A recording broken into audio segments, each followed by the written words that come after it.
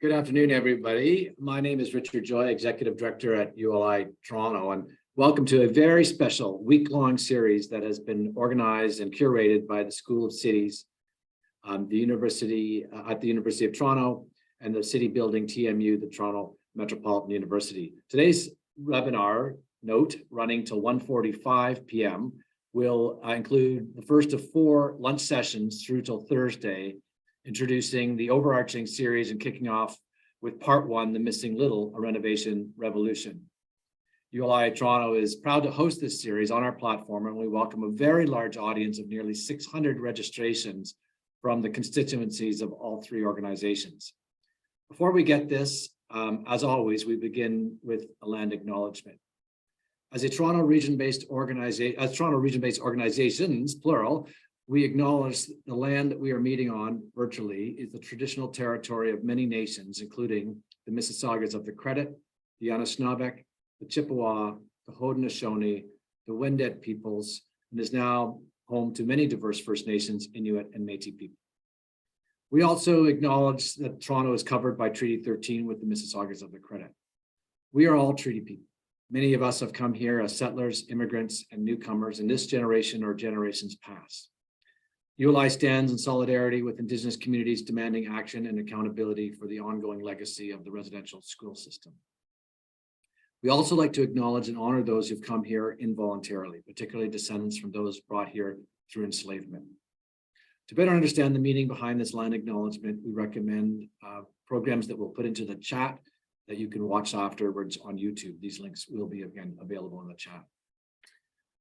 We're going to kick off this series with a short framing video written and curated by the U of T School of Cities and City Building TMU that sets up our week-long discussion. With that, I'll turn to my colleagues.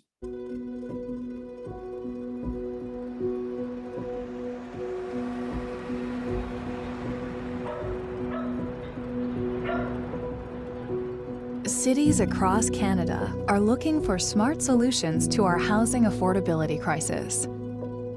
Hiding in plain sight is a generational opportunity to add missing middle housing to our residential neighborhoods as an alternative to condo buildings, or relying on environmentally harmful urban sprawl to provide large family homes. Potentially the fastest, least disruptive, and most cost-effective type of missing middle housing is at the smaller scale, adding 1 or more units to an existing single-family house and its yard. These types of homes are becoming more familiar in our neighborhoods. Garden suites, laneway homes, adding suites within the house, or dividing a house into multiple units.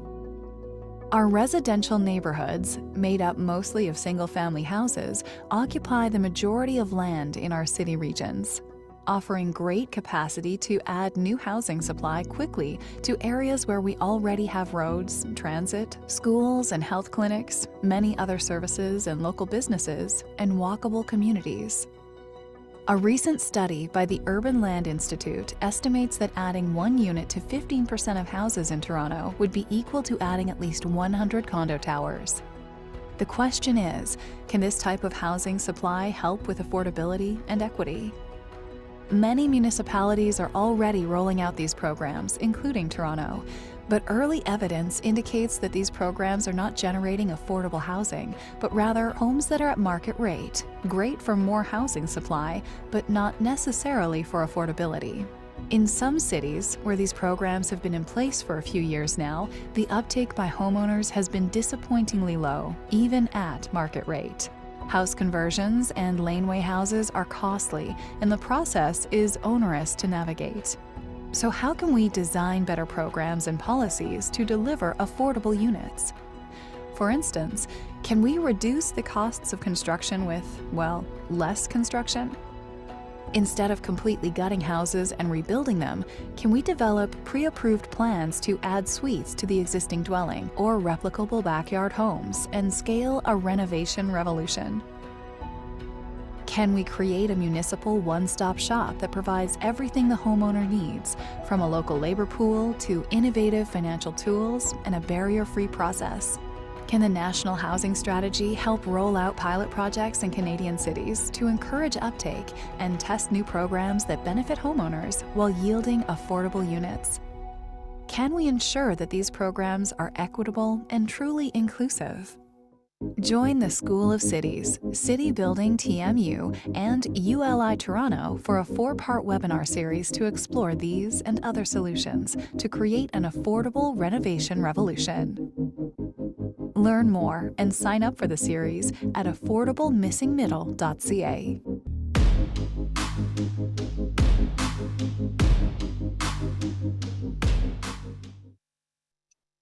It is now my pleasure to introduce Charisse Berta, Executive Director of the City Building at the Toronto Metropolitan University, TMU, and Karen Chappell, Director of the School of Cities and Professor in Geography and Planning at the University of Toronto, who will tell us about the origins and the narrative of this webinar series. A quick note before we do, the Urban Land Institute is a nonpartisan organization that does not advocate on public policy pro or con. We frequently take a critical look at the public policy landscape in the context of advancing our global mission, which is what this week is all about. With that, I invite Professor Chappell to take over. Thanks so much, Richard, for your introduction and your leadership on this. So I'm here to give the introduction to the series.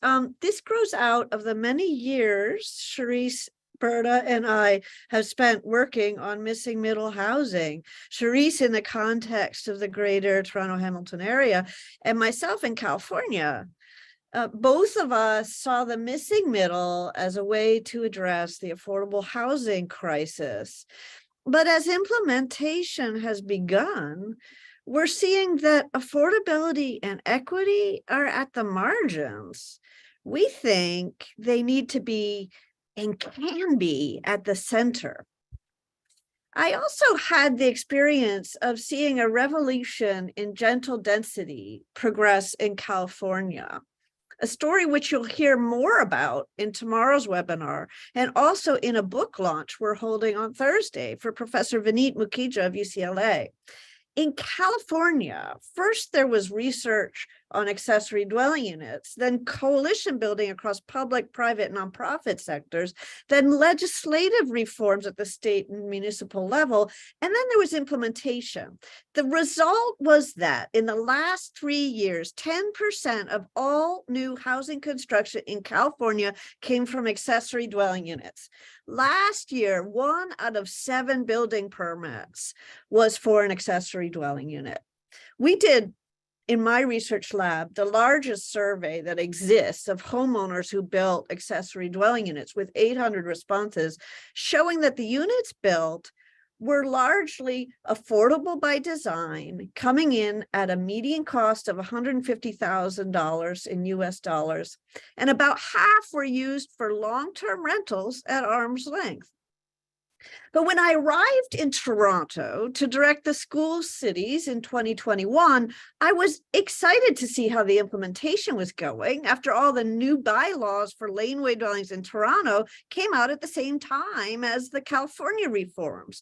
But 3 years later, we had 50 laneway dwellings in Toronto, many built at over $400,000. Los Angeles is about the same size as Toronto, and it had 10,000 units at much lower cost. Why? That's what we're here to work on together. There's been an assumption that constructing missing middle housing will lead to affordability, but it's not really that simple. To get affordable missing middle, we need real scale. There's a risk that if we can't scale up like California did, we'll just be adding boutique units in a few places and actually increasing land prices.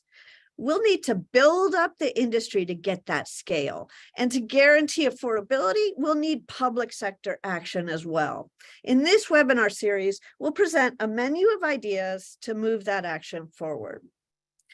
So affordability and equity. Many of our neighborhoods, both the older neighborhoods shown here on the left and our new suburbs, are exclusive. They're affordable only to high-income families who've been here for a long time. We're working on reforming our zoning bylaws, both at the provincial level and many Ontario municipalities, to make sure that buildings like the one on the right are legal to build in these areas. But fixing the zoning is not enough. A building like this will be market rate. That helps provide new supply, but it doesn't fix the exclusion problem. So we need deliberate fixes that aim for affordability and equity. Next slide. The opportunity is tremendous. Our low-rise residential neighborhoods in Toronto and all over Canada, the so-called Yellow Belt, are an untapped resource. We could produce hundreds of thousands of new homes. Like California, 10% or more of the new supply needed in our existing neighborhoods. Next slide. And adding neighborhoods to existing houses and yards, building onto an existing home, is a much less carbon intensive way to deliver new housing. Done effectively, which we'll talk about later in this webinar today, it can also yield greater affordability. Next slide. Instead of urban sprawl, we can add homes throughout our cities and suburbs in locations that already have roads and schools, already have services, and already have the infrastructure that residents need. This is not just good for the climate, but also saves costs for municipalities. Much of this can be in already transit-friendly and walkable neighborhoods to reduce reliance on driving, saving costs for households and reducing greenhouse gas emissions, and supporting local businesses, which in turn provide walkable amenities to the new residents. Next slide. While condo towers are part of our landscape and provide needed housing supply, the small, mostly one-bedroom units are often expensive, and they don't work for our diverse family types and diverse affordability needs in Ontario. In other words, there's a mismatch between what we're building and what we need. And these towers take years to build. It would actually be faster to scale hundreds of missing middle homes throughout our urban fabric. Next slide. We have examples of this from the past. If we can figure out how to add units to single-family homes quickly and cost-effectively, we could indeed scale up a renovation revolution. But we need to do so much more than just end exclusionary zoning. So much more is needed to first ensure a proportion of these missing middle homes are affordable or below market rate. And second, to actually inspire uptake like we've seen in California. So this webinar is the beginning, an exploration of a how to put affordability and equity into the missing middle. Next slide. To be clear, our series is focusing on what we're actually calling the missing little, a term coined by Professor Michael Piper, who you'll hear from in a moment. Essentially, what can take place inside a single family house or on its own parcel of land. This small scale is a great opportunity to add units cost effectively and quickly. And if we can get it right, there's great potential to scale. This calls for what Professor Piper calls the citizen developer, a mom and pop approach. Next slide. Before we get into the details of the series, I want to thank the advisors who supported Charisse and myself on this series. We also had a great deal of input from many others, including staff and students at the School of Cities, City Building TMU, and the ULI, for which we are very grateful. We don't expect to produce all the answers in this webinar series, but our panels of experts will start us off with many questions and ideas to consider and explore going forward. And now I'll hand it over to my colleague, Charisse. Thanks, Karen. I'm just going to quickly walk us through the narrative of the series and how the four panels fit together to get us closer to the affordable missing middle renovation revolution. So to be clear, I want to make sure that, we're not suggesting in this series or in the work that we're doing that we're precluding market rate missing middle or any price point. We need all of this type of supply as we can get. So this series is exploring how to make a good portion of that more affordable, and we need a strategy to do this, which gets us to our first webinar today. So next slide, please, which begins with how to look at bringing down construction costs with less construction. Often we see house conversions where we completely gut a house and then build it back up again into 2 or 3 units, and that can be very costly, and then that requires charging market rate. So the question for today's panel is, can we design and build a more affordable blueprint to add units? So let's suppose we do that today, and we find those cost-reducing blueprints. The next question is, can we actually build them? So next slide, please. What are all the things that are going to say, no, you can't build that? You can't put a staircase there. You can't put a wall over there. You need another entrance.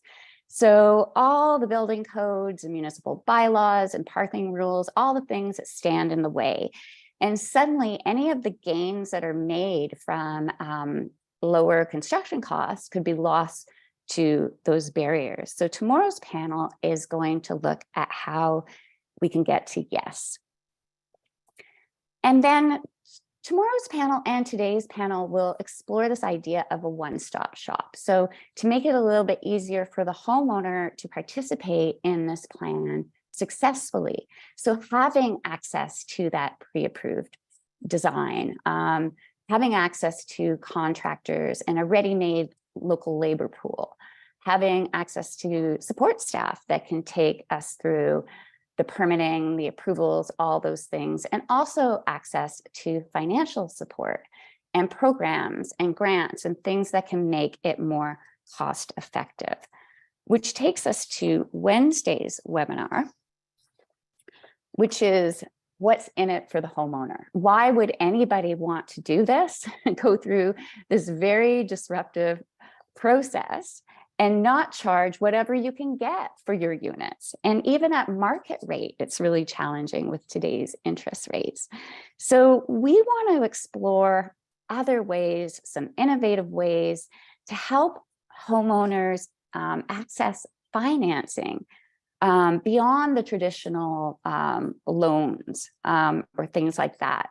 And part of that speaks to the role of the federal government. So next slide, we'll be talking in this series about the role of the city, of course, and provincial government, but we also want to explore the role of the federal government and the National Housing Strategy.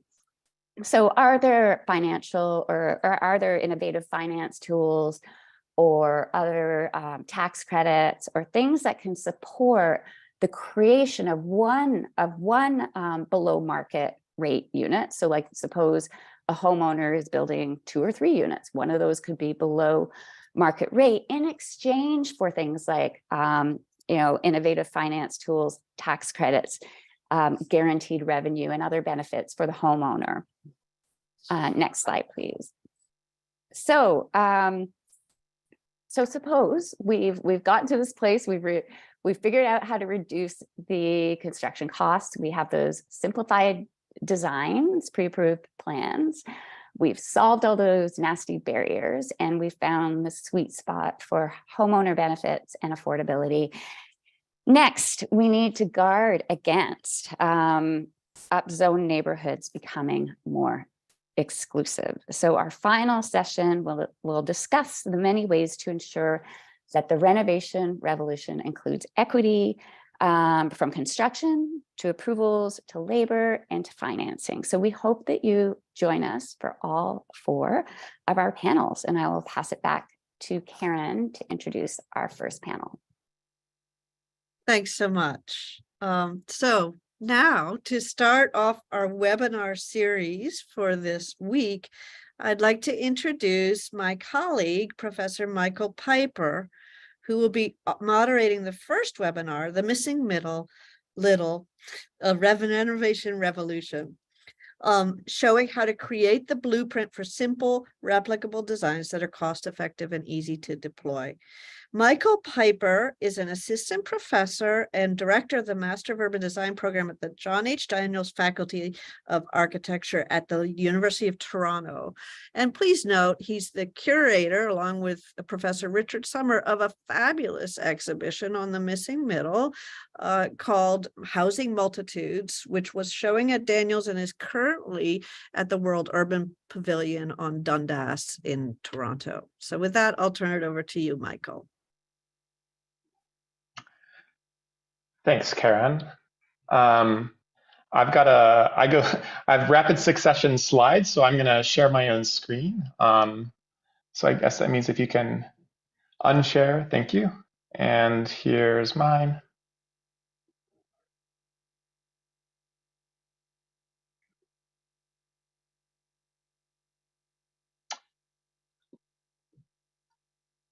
Okay. So thank you, Karen. The title for the first panel, as you know or have heard, is The Missing Little, a Renovation Revolution. And so today we're going to be focusing on design and construction of general density in neighborhoods.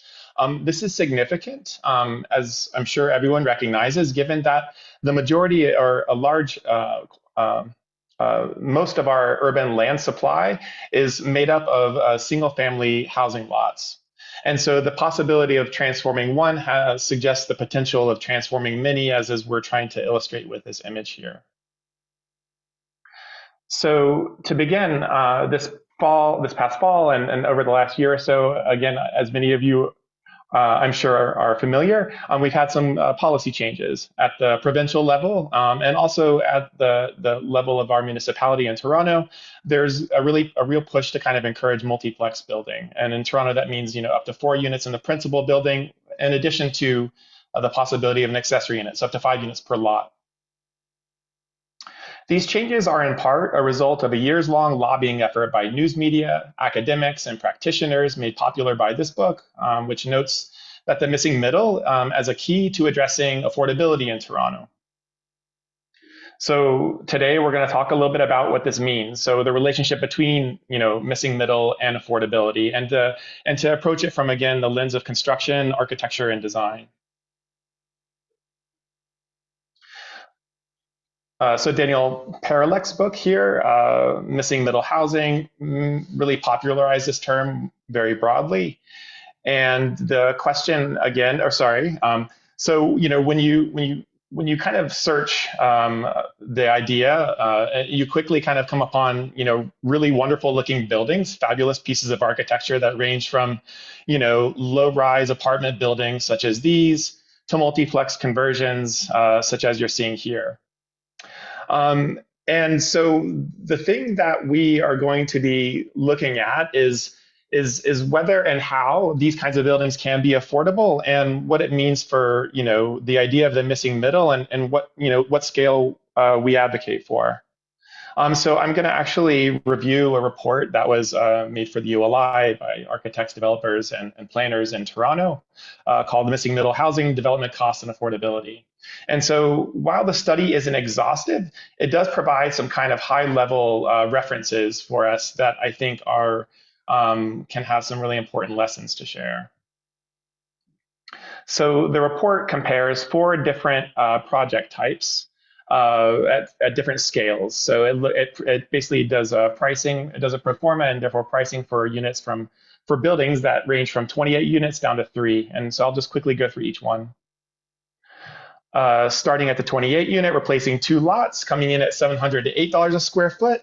And if you'll note here, the cost or the rents required to make a viable project. And then they're calculating affordable rents here based on a median income for the neighborhood around that building. And so that's how affordability is being defined here. Of course, it's much more broad than that, but as a reference. The next project is a demolition of a single house and converting it to a total of 10 units. It's a wider lot. And you're seeing here again, the cost of coming in about $610 per square foot. Here, a smaller lot, single family home being demolished and converted to a multiplex at $465. And then here, the renovation or conversion of an existing single family building to a 3-unit multiplex coming at 365. So the cost here being significantly lower. And this is the only one, as is noted in the report, that begins to approach what they're defining as affordability. And so there's a couple of, and as mentioned, this isn't an exhaustive study. That there would need to be, I think, a much more kind of thorough and expansive apples to apples comparison across many more projects to really draw firmly these conclusions. But I think this provides some really important kind of high level knowledge that many of us, I think, are familiar with who work at this scale. So one is we're seeing that economies of scale don't seem to be working here. So larger buildings seem to cost much more than smaller ones. And two, comparing kind of a 3-unit new building to a 3-unit renovation, it also appears that the renovation is perhaps lower cost. And as has been mentioned earlier, there's also the potential and a kind of reality of this that renovations don't tend to demolish and send a lot of embodied carbon in the form of wood and other materials into landfills. And so the value of renovating is on one hand its potential to be more cost effective, but also for the fact that it's more environmentally sustainable. So in pursuit of an affordable and less carbon intensive form of missing middle development, it is helpful to add some nuance to this diagram. This was shared earlier by Karen and Charisse. And so this is the idea of the missing little. So as you can see at the kind of far left end of the missing middle spectrum, you find duplexes and triplexes. And we've kind of squeezed in a whole new range. And again, I wouldn't call these new, of course. They're things people have been doing for a long time, but kind of arguing that they should be a part of this discussion as well. So the missing little is light touch density, prioritizing cost-effective renovations and additions to yield dignified forms of housing. And I'll share a set of projects by actually my co-panelist, who will be speaking in a discussion after the presentation in a second to kind of illustrate what some of these things look like. So first, Space by Rohan. Rohan Walters has an amazing kind of array of projects that he's done through his business Spaces by Rohan. But I actually found this project on a Facebook post, and it shows a single-family bungalow being kind of retrofitted into a multiplex. And I'll be sharing a research project that Jana Levitt from LGA and I have been working on, and this project is really a big inspiration for us. So I just want to note that in kind of the most modest and seemingly unaccommodating of density type of buildings, you find potential such as this. This is actually my first floor of a townhome I purchased recently with help from my in-laws, who you see pictured here. So this is a kind of scale of interior renovation where you take an interior space and convert it to an additional unit. Kathir Glusberg and Kilogram Studio has an amazing set of projects on their site that kind of demonstrate all types of interior design and kind of building addition techniques, such as being illustrated here. Garden suites and laneways are surprisingly expensive, as Karen has mentioned, in Toronto. Metrosuite here offers the super simple modular system, which would seem to bring down costs. And this is something that we're going to talk quite a bit about, I think, in the panel, which is how to systematize or reduce some of the complications that come with this scale to enable it to gain certain economies. And lastly, LGA Architectural Partners maintains a wing of their practice focused on small-scale housing and has built a library of knowledge about these details through their practice. And here are just a couple of examples of some of their work. So this kind of missing little housing can be a less expensive and less carbon-intensive way to create predictability. To create new housing, but tends to preclude systemization, predictability, and repeatability. So anyone who's worked at this scale knows the adage that you never know what you're going to get until you open the walls up, which suggests an idea that somehow these kinds of housing are quite difficult to kind of achieve certain economies with. I mentioned this project earlier. This is in collaboration with LGA architectural partners and students here at the U of T and other folks at LGA. And so this question about predictability informs this project. Our effort was really to develop a catalog or a series of different housing types to try to make this scale of construction somehow more predictable and scalable. Quickly here, we identified 14 of the most typical homes in Toronto according to when they were built. So you're seeing kind of the different areas of the city and the selected housing that we studied through real estate websites. We then modeled these houses up, took note of the kind of zoning envelopes and other restrictions imposed on them, and then cross-reference those different types with a series of interventions or renovations and additions to that house at different kind of scales. So at the low end, really modest renovations to encourage basement dwellings and other forms of interior renovations. A medium end might include, a medium scale might include an addition above or to the rear side of an existing building. And then moving your way to higher, where new construction is either added in the form of a laneway or, in fact, as a replacement of the multiplex itself. And so, here again is that kind of range. You see the different building types and different scales of renovation. I won't go into too much detail. There's a ton of plans on our site. I will invite you all to check them out, but perhaps we'll just offer a quick illustration of a couple. So as mentioned, Rohan Walter's project for renovation of a bungalow was a big inspiration. So here's our version of that, where we take the bungalow, make an addition, add a garden suite, and convert what was a 1-unit building to a 5-unit, 9-bedroom building, including the basement suites. And then importantly is how these things feel and look in their context. So an image of what was and what is proposed. And one more example, this is a building we call the snout home. The garage is kind of like a pig snout on the front of the building, so it appears to us. And so we took this and other buildings such as this that have this kind of forward garage as an example or an opportunity to add a kind of unit to the front. And so you go from kind of a 1-unit building again to a 5-unit building with 9 beds, going on the street from something like this to something more like that. And again, an argument is that here you're starting to see a bit more multiplicity in terms of the occupants and of the house as well.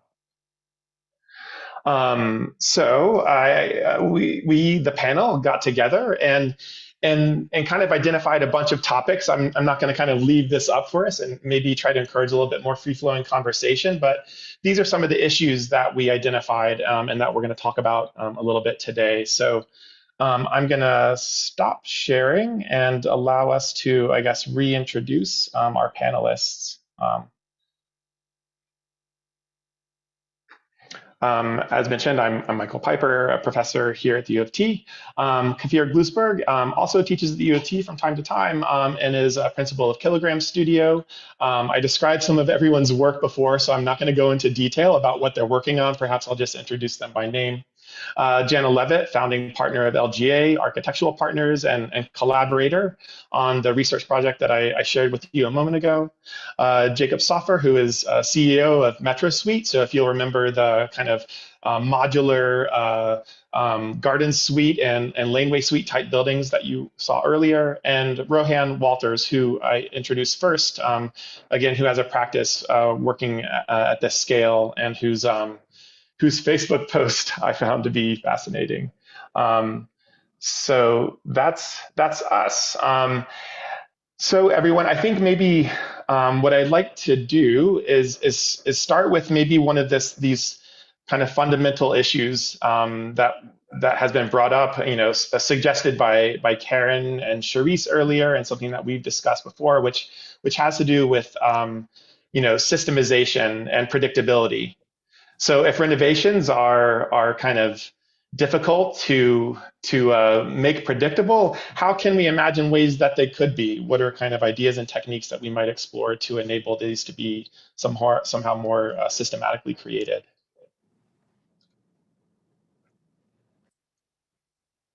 And I'll open up to anyone on the panel to just jump in, please. I'll start. I'll jump in. So I think there's different areas when you talk about predictability. There's actually different topics that are covered by that. So one might be structural, one might be zoning, one might be fire and life safety. So I think even on that level, it points to a basic level of familiarization that anybody thinking about undertaking this needs to start to understand just the sort of high notes of the things that they should look for when they're doing a renovation addition. And then I think the other thing is within that, let's say structural. Of course, every time you open up the walls, it's going to be a little bit different, but there are tips and tricks when you go to see a house that make it a lot easier to understand if the wall is structural or not. And probably the biggest cost structurally is taking out a low-bearing wall and putting in lintels. So I think it's a really good idea for people considering doing this to look for a kind of primer. And it's one of the things, Michael, you and I have talked about a lot, to allow everybody to familiarize themselves so they know how to ask the right questions. They're all pretty high level, but when you know how to ask the right questions, you know then who to go to help you solve them. A lot of them are not rocket science, and it's really just a matter of being a little systematic when you're thinking about the process. So we're gonna actually speak a bit about approvals in a second, but I wonder if Rohan, Jacob, or Kafir, if you have any thoughts about the design and the building process for this scale. And perhaps I might actually direct it. Sorry. Go ahead, Rohan, please. I do. So the motivation is to get more housing. So a question would be, why would a homeowner want to introduce another person into either a rental situation or a shared ownership situation? That's one. Can they afford to do so? Do they understand the process?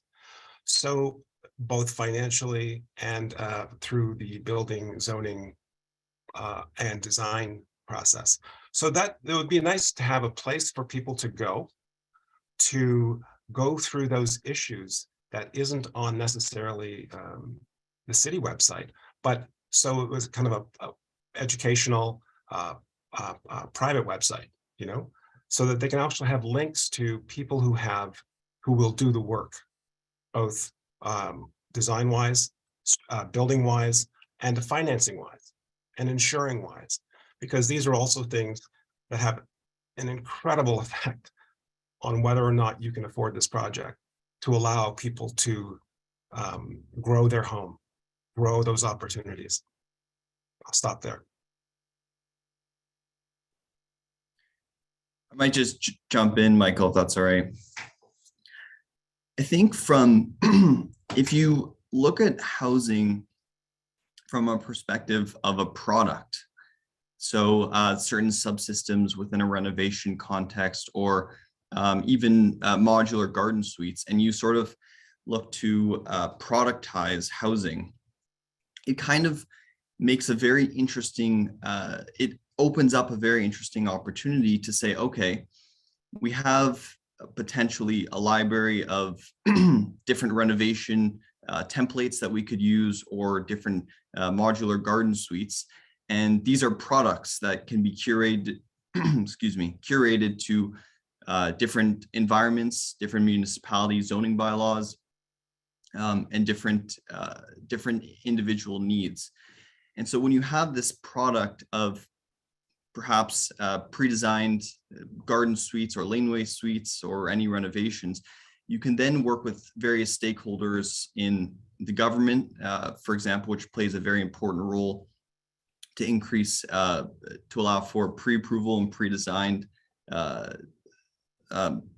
building permit processes. And they do this really well. And say, one of the hosts had mentioned California. San Jose is a great example. They have a one-day ADU pre-designed application portal where homeowners or citizen developers can actually go and apply in one day. And that dramatically reduces the time to market. And that reduction in time can actually leave a tremendous amount of cost savings to homeowners, which can help housing become more equitable and accessible. I mean, that point, I started with this question actually, Jacob, specifically for the fact that you're kind of working, in this kind of realm of trying to systematize some of these things through kind of garden suite creation. And so what's interesting, is to think about how that does transfer to renovations. Because when you have a ground up building, it's easy to have pre-approved templates, but what that means in the context of a renovation where, even subtle changes in inches and dimensions such as inches or a foot or so can really throw a template, out the window, so to speak. So I think it's a real challenge to think about this sort of thing through renovations, but perhaps a really great opportunity too. Kafir, being someone who does lots of interiors, I wonder if you have any thoughts about this specifically. Don't want to put you on the spot, but it would be great to hear from you about this topic. Well, I think this is almost marrying two elements. Jacob talked about the idea of the separate systems in every building. And I think as designers, we're always thinking, working almost system by system. I'm going to look at the mechanical, I'm going to look at the finishes one step at a time. But for the homeowner, especially if this is an owner-occupied building and you're considering a more complex kind of lifespan of your building and use of the building, then it becomes very personal. It's hard to think of your own home as transforming, as being something completely different. And it's actually very intimidating. So often when we're starting out, it's a lot of education and saying, hey, here are all of the possible setbacks you might run into, or the complexities that you may not be aware of in every building system. And then balancing that by saying, here's how wonderful this can be.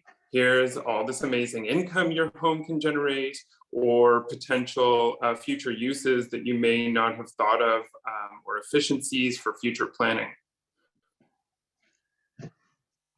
You touched on something that I think is, and Rohan, I think also mentioned this, and it was brought up a bit earlier. It's a question of like, who's going to do this? What incentive does a homeowner have to make a renovation to convert it to a multiplex? Presumably, they're doing pretty well financially if you own a home.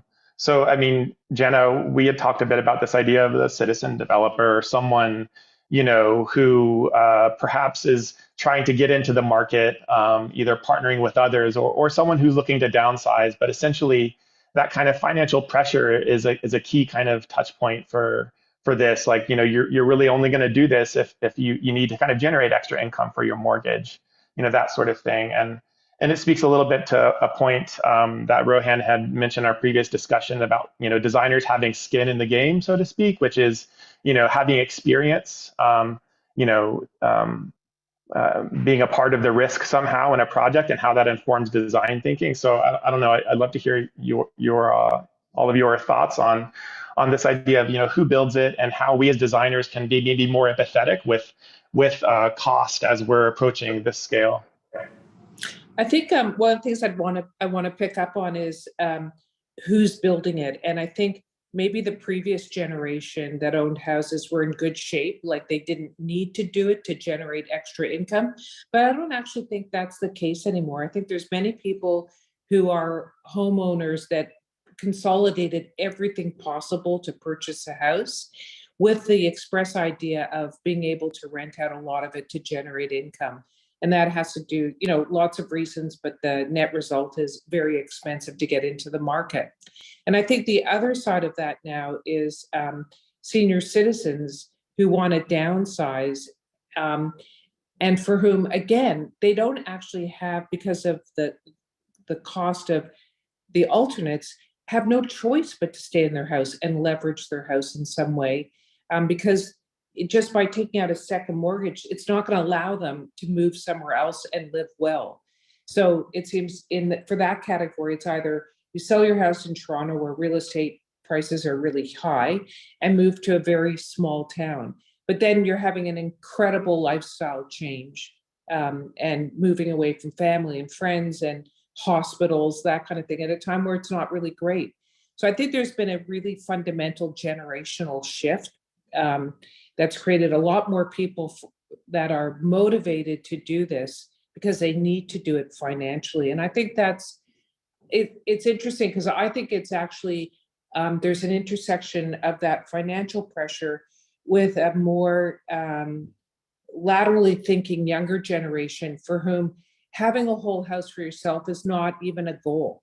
They're not hung up on having ownership of the entire house. They want real estate ownership for all the reasons that are very, that I think we understand and aren't different. But if they had a floor in a house and it was really well done and they felt really comfortable in it, I don't think there would be the same prohibition about that there again would have been in the previous generation.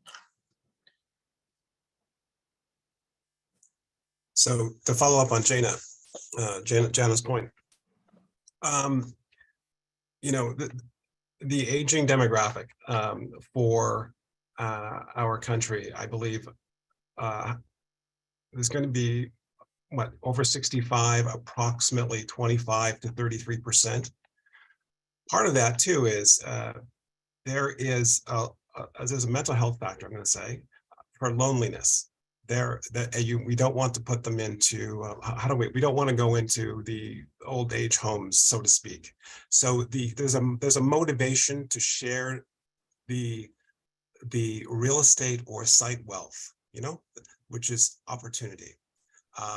And what's nice about what Jacob is doing, and what's easy to employ, is the systemization of the garden suites, ADUs. And that is, so I'm looking at a both and situation where, a lot of our real estate on our homes in the yellow belt have the room to do both, right? So there's multiple strategies. So it's just getting people comfortable to know what they can do. And that's a little bit of marketing. Well, that's a lot of marketing and education, because the opportunities are there. Then linking that with good contractors or good builders, and I'm going to also introduce, I worked on a few things that were, in the neighborhood of 500 square feet for either additional units, ADUs, et cetera, et cetera.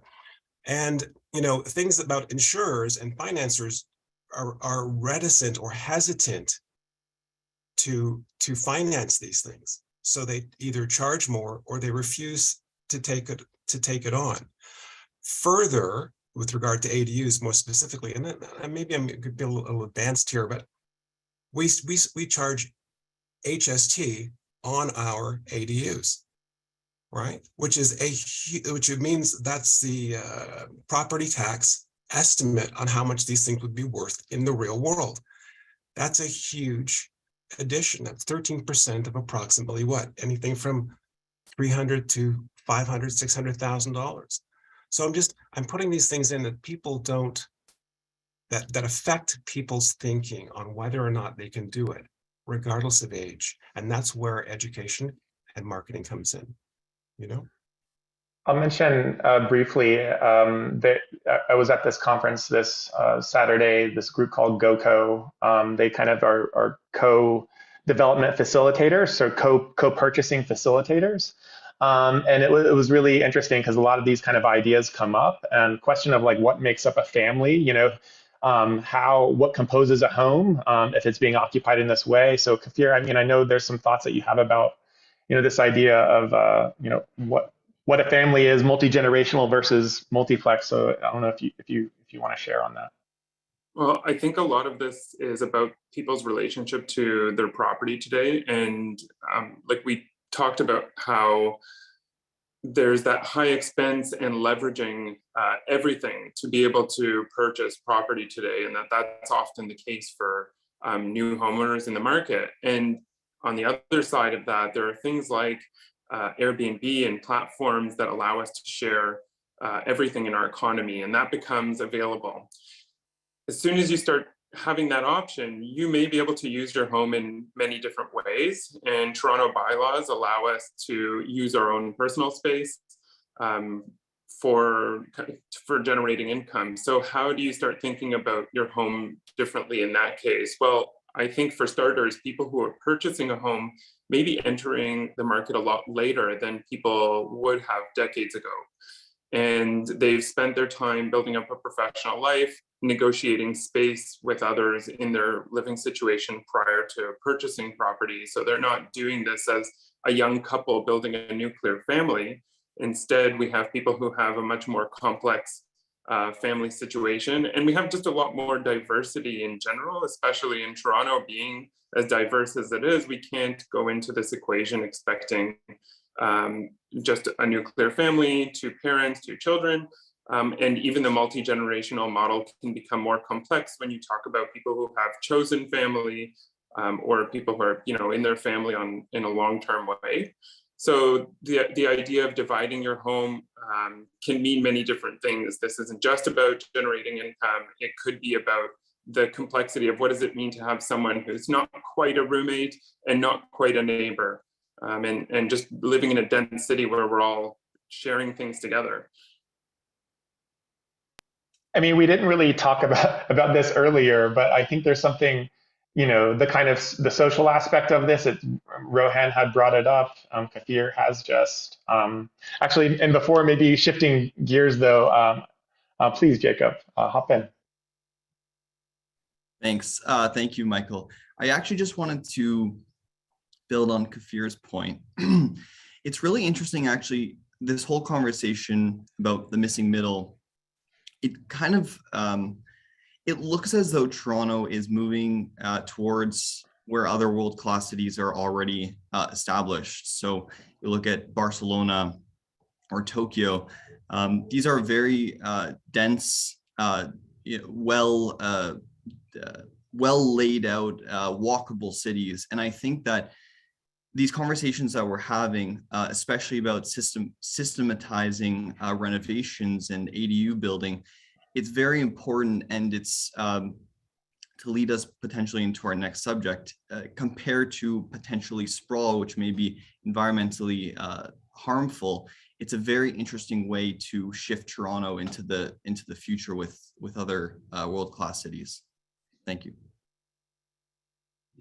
Absolutely.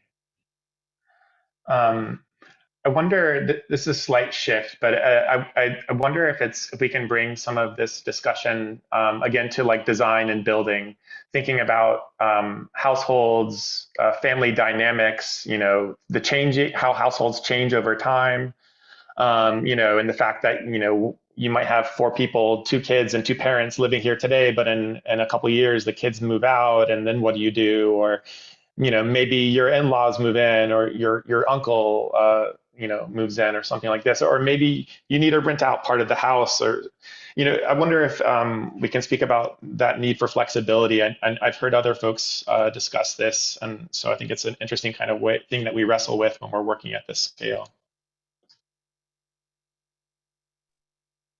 If I can jump in, you mentioned GoCo and Leslie Gaynor, terrific individual in the city, great initiative. And also with relation to co-ownership or shared space, Van City, Vancouver, it's a credit union, Van City Credit Union, has templates literally for shared living or co-ownership. And when I say templates with regard to specifically, again, if you have a multi-family, you can have multi-generational, different sizes, of course, and how they live together. So it's basically a governance structure, various ones. So how people live together, and if possible, how they own together. And so, rather than reinventing the wheel, Van City has done an amazing job of articulating it in documents, readily accessible, and also financial structures to help people then employ that to give to their designer or architect to then refine what it could be. you know? So I just want to put that out there, and that it also applies to ADUs as well. I'd like to follow up on that. I think just in light of your last question, Michael, I think one of the values of hiring an architect to work with you on this process is the fact that what we all do is we don't just address the goals that you have for today, we actually investigate what your long-term goals are. And so that we actually work with you by prompting or triggering those kinds of response, like, do you have parents that live out of town? That you're going to need to accommodate? Are you thinking of having kids? Do you think, is this, a house you want to live in for the next 40 years? Or is this just a springboard to the next house? So in answering all those questions, we can then design the best layouts of the house. And the cost of hiring an architect to do that is very small than having to undo things later on when you find out, oh, that staircase is in absolutely the wrong place. And in order to stay here, I've got to rebuild that, or darn, I should have put that addition on first in order to make the new addition work really well. So I think there's a part of demystifying what architects and designers do that assist in this long-term strategic thinking that also then is related fundamentally to the cost of the work, not only now, but in the future. So you can actually sort of build out a long-term trajectory that you're not stuck to, but it's at least one roadmap with real costs, so that, again, you're not undoing things down the road to change the house up. And we've talked a bit about this is, I think, a really fascinating thing to think about from the perspective of design, because you're not kind of designing a fixed thing. You're participating with a client or a kind of buyer group to imagine a kind of process of change, which I think is like a really interesting idea that you're actually thinking through time. Kafir.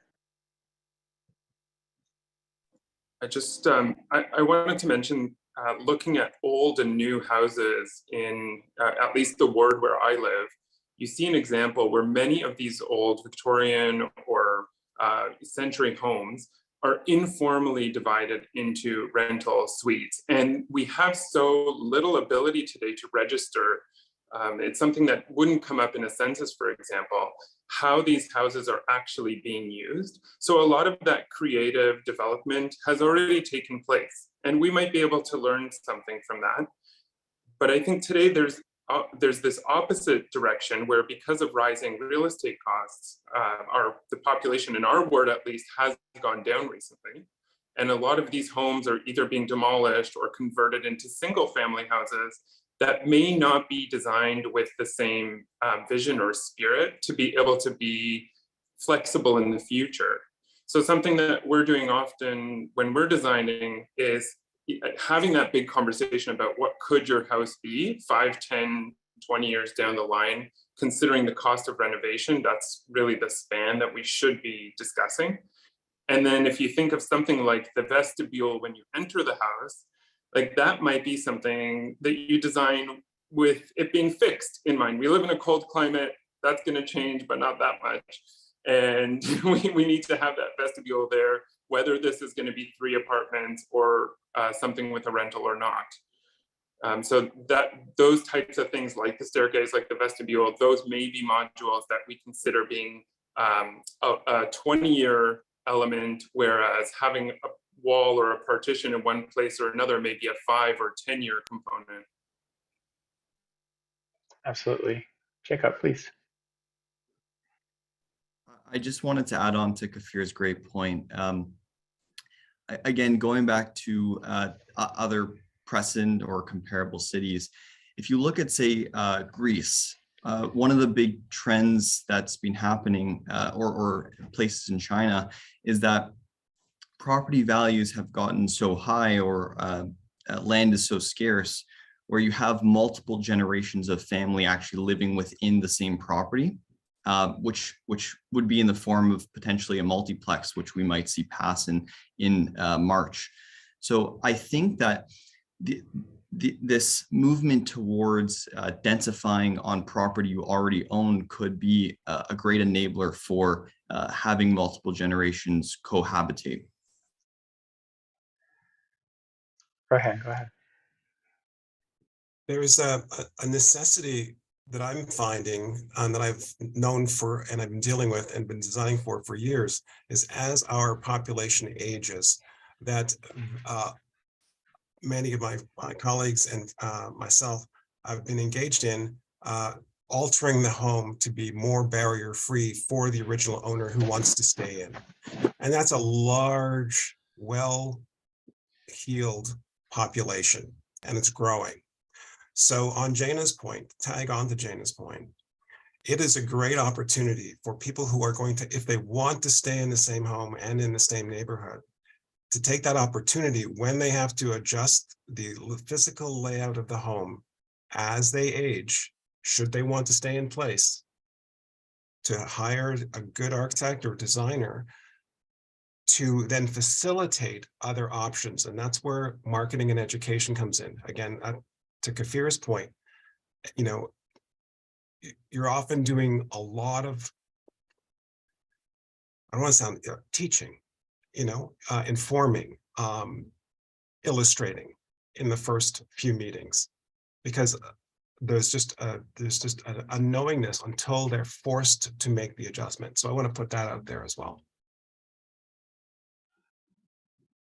So I want to mention to our guests too, some of you have been submitting questions. Please continue to do so. We are going to have a Q&A at the end of this brief discussion. So I just want to let everyone know we're going to get to your questions. Also, I'm pretty sure you can vote on some of these questions if you're interested in something someone else has asked to kind of get it bumped up, I think. So just want to invite everyone to engage in that and to let everyone know we'll be getting to this discussion soon. Sorry to kind of interrupt that flow though, everyone. I do want to pick that back up, because something that that I think is quite interesting, and I think we've been touching on it in various ways, is the kind of relationship between one's ability to pay for a renovation and their status as a resident in the house. So you know, as an occupant, you can move in on day one. You can perhaps, and Jenna mentioned a bit about this earlier too, you know, you can make enough renovations to make the home livable, and perhaps in a few years you build up some equity, and again, as an owner occupant, you have the ability to leverage that equity to make an addition, to add a unit down the road, or to upgrade materials, or something like this. And I think it just speaks to an idea about you know, who's doing this, at what scale it works, and the fact that it kind of takes place again over kind of a long term. That wasn't so much a question. I'll see if I can find a good one, or please everyone jump in anytime. Yeah, please, Jacob. That's a great point, Michael, and it does bring up the question of how do we engage with various stakeholders, including the government, to disincentivize these homes, these single-family homes, to become investment vehicles, and to encourage use of multi-generational living, to not have sort of this financialization of housing. So I think that's something that's really important, because we are seeing different things happen in different places in the US where I'm hopeful that we can avoid in Toronto.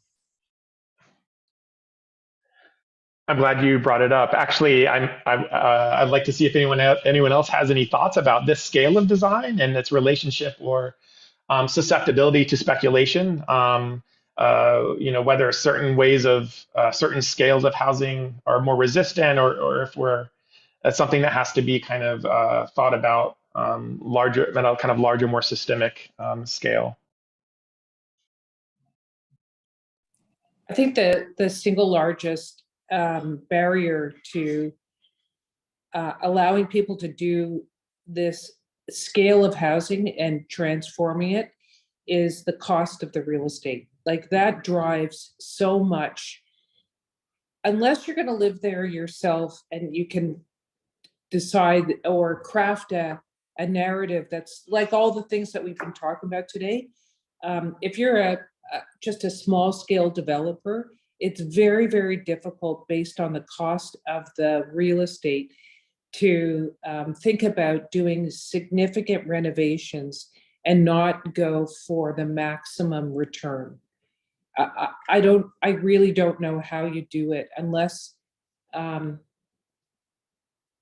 mean, all the newer things that have come about, like no development charges, if they would waive HST, would really help knock down the price. But I can't see anything at the moment that's going to allow people to do that unless you are a not-for-profit whose business model, and this I think could be possible, and it's something to test. If your business, if your mandate is to do scattered housing, so that you buy a huge amount of single-family homes with the express idea of, through aggregating, say, 30 of them or 40 of them, and you could say, I'm going to do, I don't know, 80 kitchens, 80 washrooms, something like that, where you can get scale. Then I think maybe you could do that. And that's also where all the levels of government kick in contributions of different kinds. So I think there's a real opportunity in that market. So not for profit, scattered housing, something like that. But I right now it would escape me how to say a small developer creating truly market rental. I guess it was a bit of a, no, I mean, sorry, it was a bit of a leading question. I mean, part of that ULI report that I shared, earlier, which I thought was just really informative, was showing how difficult it is to kind of profit off of, conversions at this scale, and if your goal, let's say, if there's a requirement somehow by the government to make these units affordable, then what would it take to kind of make that happen or to enable that? So to your points, well taken, Jana. Please, Rohan. So, again, to follow up on Jana's excellent point, I would like to point out that in private investment industry, the real estate investment trust, they're called REITs. They're already doing exactly what Jana said, okay? But it's privatized. So they're buying up homes. They're buying up small buildings. They're buying up buildings. And so what's interesting about Jana's twist is the introduction of, this is where a government agency or several may get involved to share that wealth and opportunity, right? So it's a good idea. It's already being done in the private sector. Let's just be very clear. And unfortunately, it's going to be run for profit. But I think it's nevertheless, it's a good idea. Second point would be the notion of the sharing. So the things like, there's an organization called, it's called Options for Homes. What was by Michael LeBay, who was able to get some form of trust to help people with their first down payment. The things like that. There's another organization called Co-Housing Options Canada. It's a nonprofit where they bring people together to then become their own, basically, developers and living group, so that they produce governance structures for themselves, and then they put skin in the game, money, and then they hire architect, developer, and then they build in a shared manner. So again, I was triggered by Jana's excellent point. These things can be done. And in a plan of subdivision as well, ADUs can be part of that, and it's not hard to do with the right planning representation and planning aware representation. I think the real estate investment trust model, I'm not sure that's going to be a pathway to affordability necessarily. And the system that we're talking about now, and the saved cost of renovation as a form of kind of so-called development, at the end of the day, you're leaving that affordability question up to individual homeowners or what Michael's called citizen developers. So who could that be? I think in a lot of cases, smaller scale construction companies are often well positioned to become some of those kinds of developers. I think a lot of architects or designers have skin in the game, as Rowan said. And individual homeowners, you have that GoCo model with Leslie and Carmel, but the idea that somebody could invest with somebody else and create that more complex so-called family unit or shared housing unit and open up that opportunity for truly affordable housing that's coming from individual homeowners, as opposed to some large organization, as long as it's accessible for them to get through that.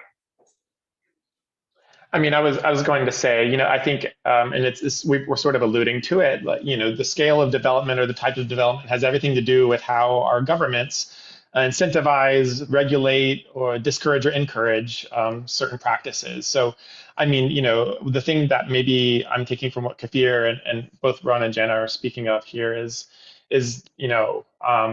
what might we do through governments to enable certain scales of construction to incentivize folks to do this? Perhaps that isn't offered to for-profit developers, so people that are going to be owner occupiers. Like, is that a way to help this along? And I'm thinking too about some of the earlier point about this idea of approvals, pre-designed plans, pre-approved plans, that sort of thing.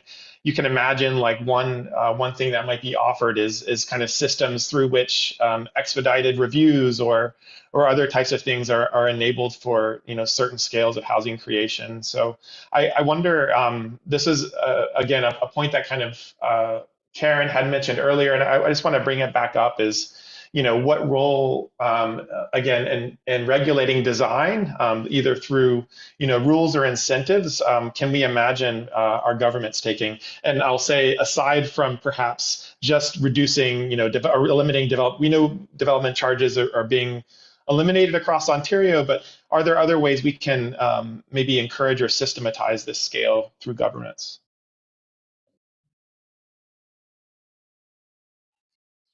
Jacob, please. I think I don't have any comments specifically on the designings because I'm surrounded by professionals who outrank me in that regard. But I think generally, going back to your first question, Michael, of having the ability to offer pre-designs that are pre-approved, selected from a curated library of different options, it really sticks to the point where in reality, there's a big shortage of labor. And so if you can really simplify and create repeatable designs, you can be efficient in your use of trades and subcontractors, which is very important, I think, from a practical standpoint. So I'm very excited to see what happens in this regard.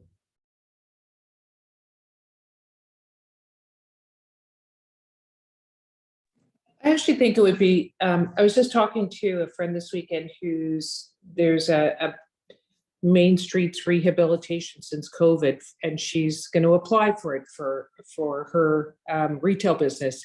And they give you, I don't know, X percentage for design fees. I think it'd be really great if there was a kind of relief for certain costs associated with producing this kind of housing. And the reason I thought about design fees is as houses get smaller, the challenge to create good quality housing gets bigger. I'm not saying that every big house is a great house to live in, but you have at least space. When you design it, when you're living in a very small space, every space does, at least double duty. And so there's a real art to designing that so that someone can live there more than long term, because I would use the analogy of bachelors or junior one bedrooms and phenomena in the condo market now.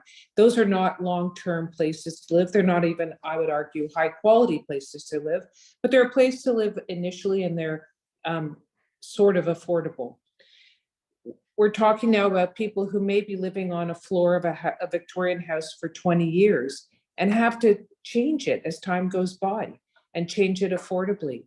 So if you could avail yourself of design services right at the beginning, for all the reasons we've talked about, I think that you would ensure, as long as you pick the right designer or architect to work with, much better long-term housing stock in the market, and also a higher quality of life living in that unit. And one of the things that Michael, you and I worked on a lot in the rehousing is saying the quality of life proposal is not just the built space, but it's the outdoor space.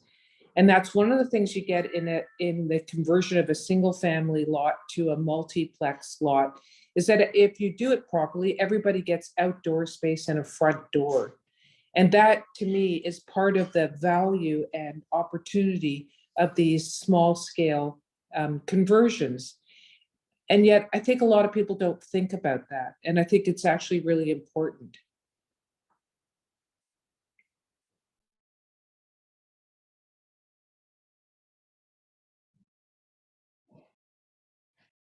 Any other thoughts on this one? I've got a couple more questions for us. I mean, Sorry, something that comes to mind is just a question about transit when we talk about policy, and this is sidestepping, this renovation issue. But how can we expect areas, all around the GTA, not just in the downtown core, to take the yellow belt and the least dense suburban neighborhoods of Toronto and turn them into multiplexes if people are still car dependent? So I think from a policy perspective, that needs to come hand in hand with some of, Bill 23's housing solutions. I mean, we discussed this a bit earlier too. I think there's the question of where to encourage is key in terms of access to transit and other services, and even ties back, I think, to some points that we had discussed earlier, which is, how much of our housing stock is already being occupied in this sort of way. So how do we kind of manage where density is if we don't have true tabs on even some of the less official kinds of forms of housing that are already existing?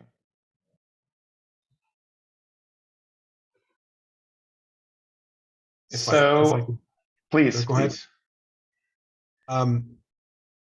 I would like, it's really a hope, because I'm privileged to live in a town that has some of the most creative and talented people in the world, both architecturally, engineering, and finance and law.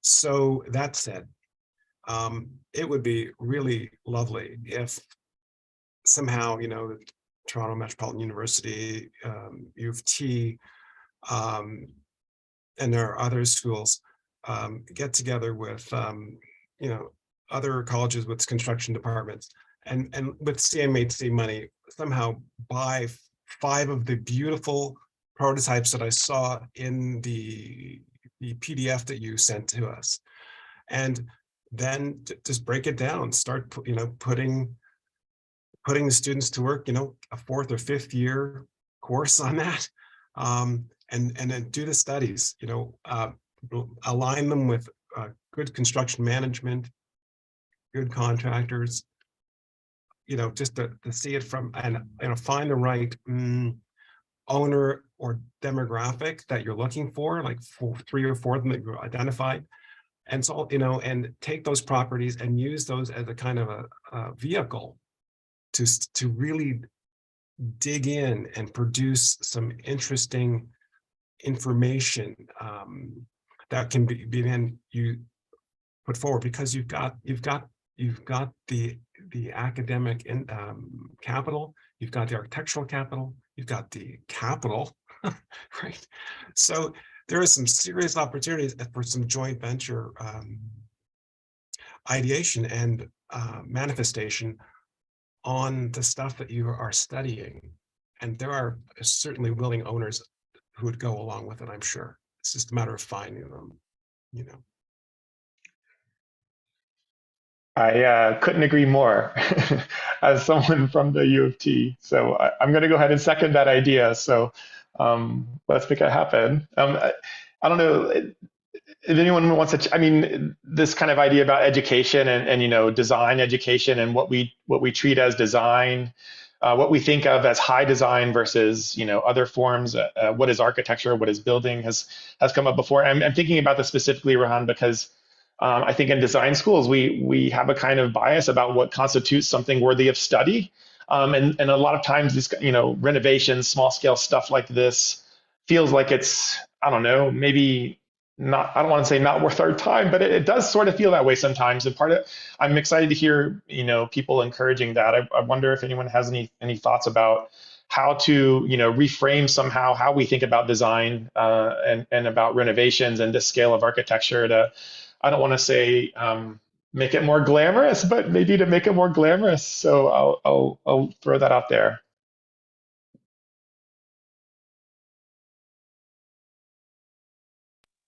Well, I think it's so interesting with something like what Jacob does with Metrosuite, that here's a solution where you can purchase something like a product, it's brand new, and it might be affordable and meet the requirements.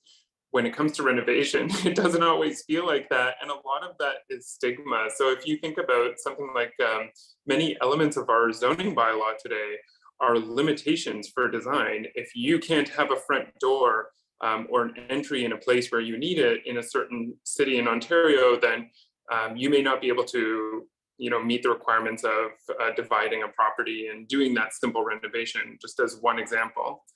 And a lot of that has to do with what the streetscape might look like, or preserving a certain idea of a feel or idea of a city that maybe once was.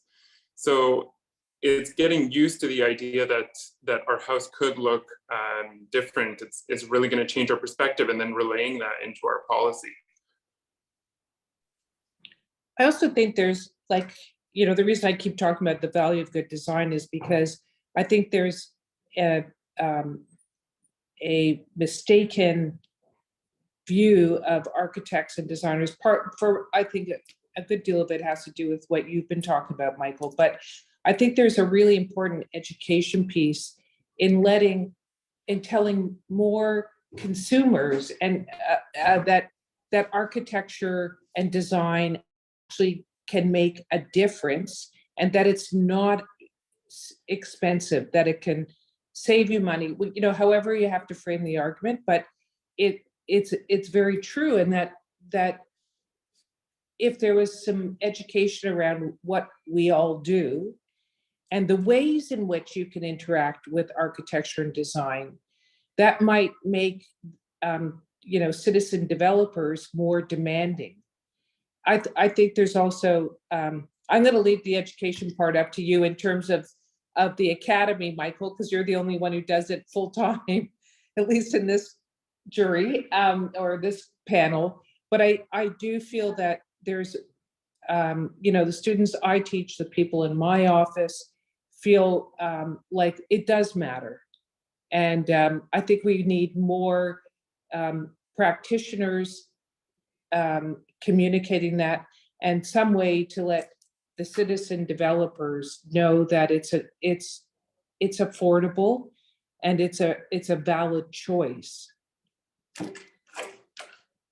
I mean, one thing that it kind of excites me about, something we've been discussing about in the context of, what is design, what is good design, is this kind of idea of pre-design, or when we're engaged with clients in these early phases and they're kind of mapping out, what's possible, what scenarios they may want to consider. And that role that we play or could play as designers or architects to kind of participate in that discussion.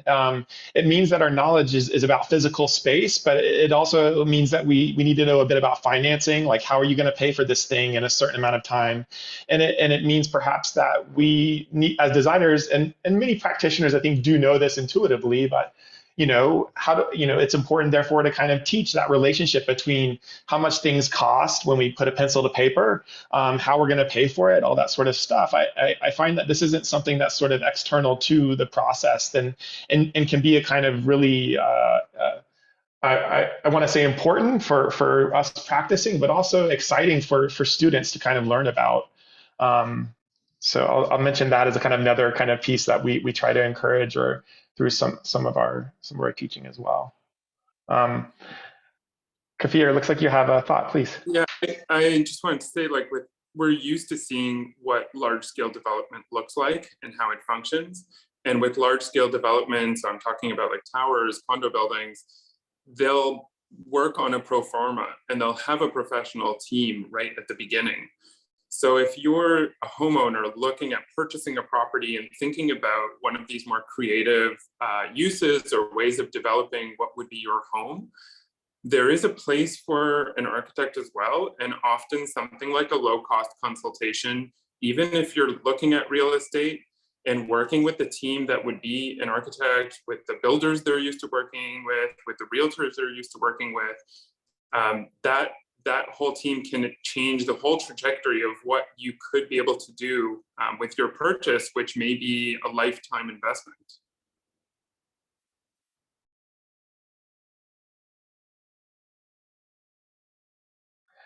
Can I follow up? Please, Ryan.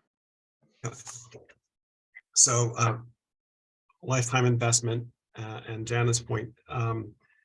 So in my world, and this is what Jana brought up earlier, but in our pre-meeting, good design doesn't necessarily need to start at $600 or $1,000 a square foot, right? It can be, it's the quality of thought. So two things: the process is as important and sexy as the goal. If it's taken a long time, in my personal experience, to really understand that and the importance of that. And the result really is good design costs the same as bad design. Good design costs more up front, and the process is much more predictable and much more stable and reliable. Bad design, it's idiosyncratic, it's unpredictable, it's often replicated over and over. Mistakes are made more often, way more often, and then the end result is sketchy and mediocre if you're lucky. So this is where having knowledge of the various components of construction methodology, design theory, design practice, laws, bylaws, zoning process come into group. And this is the earlier you get in on a game, especially through academia, magic can happen. Magic can happen. Absolutely. I'm looking at our time, and I think I would like to maybe see if anyone has any burning last thoughts, but we are going to open it up soon for questions. So yeah, let me just give you all a chance to bring up anything we might have missed.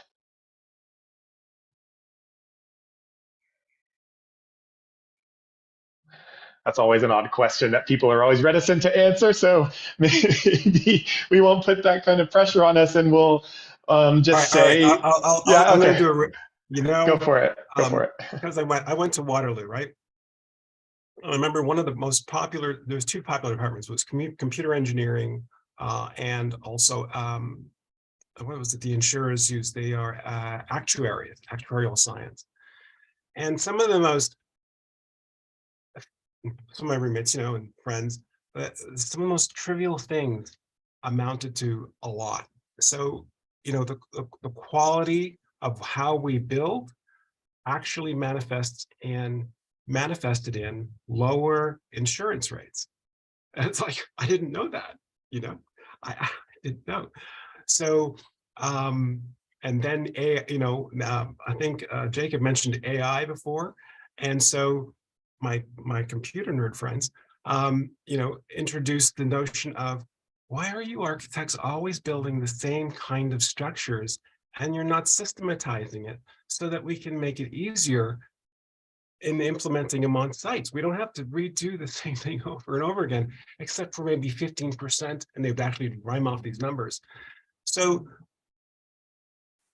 I'm putting that out in the universe. The quality of the little things can actually make a big difference And so there you go. I think that's a good, I think that's a great point to end on, touching a lot of stuff that we've been sort of getting at all day. So I know Richard has questions for us, so I'll hand it over to Richard with some questions. Thanks, Michael, and thanks, panel. This has been amazing hour. Blew by really quickly, which tells you how much there is to unpack. And of course, a lot of more unpacking is going to happen in the days ahead as we dive into some of the details. And some of the questions, in fact, are going to get explored in greater depth in the coming days. One question just off the top. By the way, you can direct me a little bit, audience. If you vote up these questions, as has been mentioned before, I will try to take the top votes in order. But the top voting question was whether we can get the presentations from the front end, and they will indeed be available. So you'll hear from us, and this recording, in fact, will eventually be made available as well, so that you can watch any part of this in review. The first question kind of ties up to something Rowan was just mentioning about sort of systematizing, but this is the top question. In your professional opinion and personal opinion, what is the feasibility of creating pre-approved standardized multiplex plans to help speed up the approval process at the City of Toronto? And I guess you could, by extension, say any municipality. Who wants to take that one on? I don't know, Rowan, you were speaking to it. Do you want to take the first crack? So the short answer is it's absolutely feasible, absolutely doable. The longer answer is who is going to form the template of analysis? What are the items that will be used to analyze a site? And that comes with experience, and that's why you hire a good architectural team. Yeah. So that has to be systematized, and it can be. In fact, we have our systems. We just need to make it more ubiquitous, more accessible. And so that's the longer answer, but it is doable. Again, you'll always have the 15-20% outlier of space and volume and site and conditions where you need the real intricacy of an actual player, architect, orchestrator. So that's my answer. Anybody else want to jump in on that? I'd like to. Go ahead, John. I agree 100% with Rohan. I think it's really feasible. I think one method to do that would be to assemble a consultant team of experts. And you almost work like a project manager, I think, where you establish a risk registry and you just move through the issues and you chart where they are in terms of risks to an as of right permit system, and then you can go through those risks. And by doing that, I think you would identify the 10 to 15% that just won't conform, and then you could have the rest that will. And then with that, I think you have to have a very clear process, and there are different models that are out there that are really useful to enact the as of right building permit system. So I think there's a combination of best practices, like a literature review of best practices, assemble a team of, kind of experts with boots on the ground to establish and identify the risks and the protocols.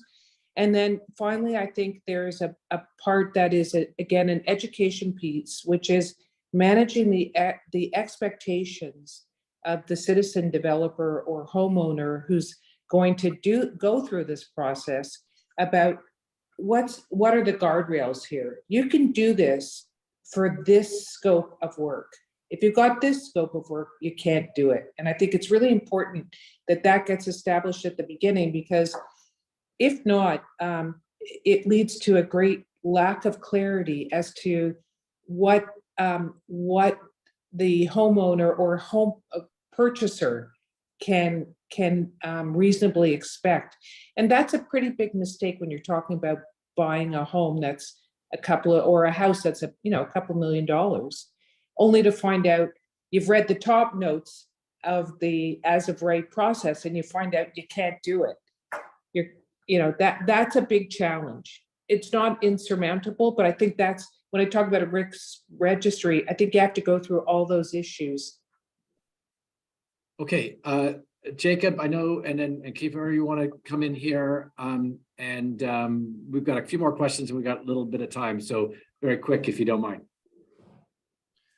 Yep, I'll just speak to what's not in a renovation. So obviously a renovation would be the most cost effective and the first choice. But for housing typologies, say in Scarborough with post-war small bungalows that are looking to be converted to say a fourplex, it would be interesting to see how the government could pre-approve or allow for pre-design of modular stacked fourplex home. I think that further enables standardization. For me, this makes me think about what is the zoning bylaw? What is the spirit of applying for building permits for these small buildings, which is intended for homeowners to be able to do on their own in an easy way, and that we can actually graft onto the zoning bylaw, modernize it, make it deal with the parameters of the way that this city was built to create opportunities and make it clear to people what they could and couldn't do. And maybe that is almost like a fast track way to get to a building permit that has a lot less fuss and a lot less waiting time where people are paying for expensive mortgages. Thank you. Now I know the moderators of the next few days are listening in, so some of these questions they'll be paying attention to unpack in the coming days. But I'm going to read two more questions out, and you can answer one of the two, and that's Mike bring us to the end. One question is: in transit absent communities, we are struggling with a loss of parking spaces that occur from missing middle typologies. Any suggestions for addressing smaller urban spaces and parking challenges? Another question is from Kyle Canuck from the city. The panel has alluded to the possibility of co-ownership properties. Is the existing condominium legislation well suited to these small scale missing middle housing models, or is a different ownership structure needed? So parking or condominium structure, those are two very different questions, but I wanted to get them both in. Who wants to go first? Jacob, jump in. Thank you. Oh, sorry, Michael. Were you gonna? Okay. I'll just make a quick comment. So our parent company builds condominiums, and I would just say that it'll be interesting to see how these multiplexes play out, because there is a substantial upfront cost and administrative work to set up a condominium corporation. So we'll have to see how the economics play out to see if most of these multiplexes will just be purpose-built rentals because of that. If I can follow up on that, condominium legislation is meant for larger projects. There is already pre-existing templates in the co-housing and shared housing model, again, available through Van City, for example. I sat down with Brian Eiler many years ago. It's a lawyer who's developed cooperative housing agreements. So if you are going to do a smaller multiplex, there are templates available, but not using the condo to condominium act to condominiumize the thing is more complex than it needs to be, and there are other avenues that you should explore first. Jen. I'll just jump in as someone who's just in the midst of developing a 5-unit condo.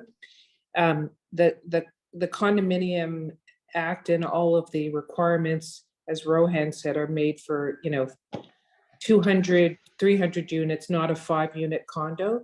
However, going through those hoops at the end provides the most amount of freedom long-term. So any form of ownership has challenges and opportunities. And I think the most important thing is to understand what those are before you embark on one or the other. There's another one that we're just starting to research, which is called strata titling, which in some ways it's very popular out west. And here people understand it as the same as condominiums, but it's not. And so we're just starting to research what the implications are. And actually Eiler Campbell is our lawyer for developing a small scale condominium agreement. I'll just briefly make a pitch to listen to GoCo. Again, they had a kind of seminar yesterday. They had a lawyer come in and talk about these issues. And the reason it works for Van City out in BC is because you can fractionalize mortgages out there. We can't do that in Toronto and I think, or in Ontario. And until our banks allow us to chop up the home as a series of different mortgages, it's going to be really, condos are really one of the few options that we have, unfortunately, at least that I'm familiar with. Well, just to say, with a good real estate lawyer familiar with co-housing, we do have them available here. But again, it's a customized, because lawyers have been doing it here in Ontario for themselves for good 20, 30 years. So we just have to bring it down to in scale. And that's what's happening. Okay, there's a lot of amazing questions that we are absolutely recording for the upcoming sessions. There's a ton of questions I can see that are actually top rated, that are perfectly lined up for tomorrow, including removing some of the barriers and what's in it for homeowners, and some of the questions around, I think, this issue of how these things might be structured, and also the concerns around financialization and only making matters worse. I mean, these are all things that this week is designed to take on. So lots more to unpack. I'm going to just ask my colleagues just to throw up the final slides that we can just help you understand what isn't in front of you. So tomorrow, busting through the barriers to the missing little, as mentioned, the uptake of versus affordability, what's in it for the homeowners, as mentioned, and then finally, the renovation revolution and equity, a critical lens to round out our week-long series. I also want to just, if you can go to the next slide, make note of I think it was mentioned at the top, but there's a special book series or launch or event, I should say, this Thursday. You can see right there, the link just went into the chat. This is at 6:30 Thursday evening at the World Urban Pavilion in Regent Park, the Daniels facility. So we encourage people to register and attend this sort of final capper of our exciting week. Next slide, I think, takes us to toward the end here. Is there a next slide? Maybe not. Maybe that's the last slide. So that gives me an opportunity then to say thank you to the panel. You've all done an incredible job of taking us through an introduction into, I think, a frontier that's only going to widen and expand. And we've got to get it right. And I think that's what you've set us down the path on today. So I want to thank Michael. I'm mispronouncing your name. Can you pronounce it for me? I apologize. Fear. My apologies. I should have asked. Jana, Jacob, and Rohan, thank you so much. That was great. And thank you, audience, for hanging in. You all did. We'll see you tomorrow.